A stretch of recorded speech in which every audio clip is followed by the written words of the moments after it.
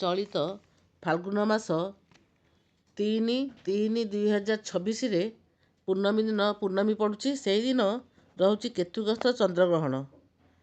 ଏହା ଅପରାହ୍ନ 3ଟା20ରୁ ଆରମ୍ଭ ହେଉଛି ଏବଂ ସନ୍ଧ୍ୟା 6ଟା47ରେ ମୁଖ୍ୟ ହେବ।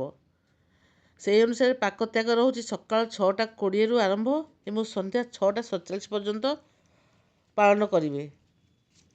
ଏହି ଫାଲ୍ଗୁନ ପୂର୍ଣ୍ଣମୀ ଦିନ ଚନ୍ଦ୍ରଗ୍ରହଣ ଏହି ସମୟରେ କେବେ ବି ଭୁଲ କରିବେନି, କାରଣ ଜୀବନରେ ଆସିପାରେ ବହୁତ ବଡ଼ ଦୁର୍ଭାଗ୍ୟ।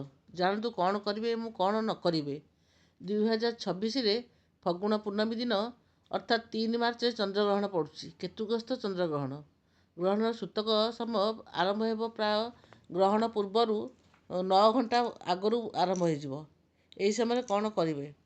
ଭଗବାନଙ୍କ ନାମ ଜପ କରିବେ, ଗାୟତ୍ରୀ ମନ୍ତ୍ର କିମ୍ବା ମହାମୃତ୍ୟୁଞ୍ଜୟ ମନ୍ତ୍ର ଜପ କରନ୍ତୁ, ଦାନ ଓ ପୁଣ୍ୟ କରନ୍ତୁ, ତୁଳସୀ ପାଖରେ ଦୀପ ଲଗାନ୍ତୁ, ଗ୍ରହଣ ଶେଷରେ ସ୍ନାନ କରି ଘରକୁ ଶୁଦ୍ଧି କରନ୍ତୁ।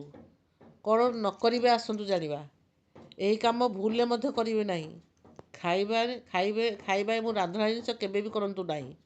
ଶୋଇ ରୁହନ୍ତୁ ନାହିଁ। ଗର୍ଭବତୀ ମହିଳାମାନେ ବାହାରକୁ ଯାଆନ୍ତୁ ନାହିଁ କି ଗ୍ରହଣଯୁକ୍ତ ଚନ୍ଦ୍ରଙ୍କୁ ଦର୍ଶନ କରନ୍ତୁ ନାହିଁ। ଧାର୍ମିକ ମୂର୍ତ୍ତିକୁ ଛୁଇଁବେ ନାହିଁ। ଏହି ଉପାୟ କଲେ ପାପ ନାଶ ହେବ ଏବଂ ଭାଗ୍ୟ ଉଦୟ ହେବ। ଏହି ଭିଡ଼ିଓଟିକୁ ଲାଇକ୍ କରନ୍ତୁ ଆଉ ଏମିତି ଧାର୍ମିକ ତଥ୍ୟ ପାଇଁ ସବସ୍କ୍ରାଇବ୍ ମଧ୍ୟ କରନ୍ତୁ। କମେଣ୍ଟରେ ଲେଖନ୍ତୁ ଜୟ ଜଗନ୍ନାଥ।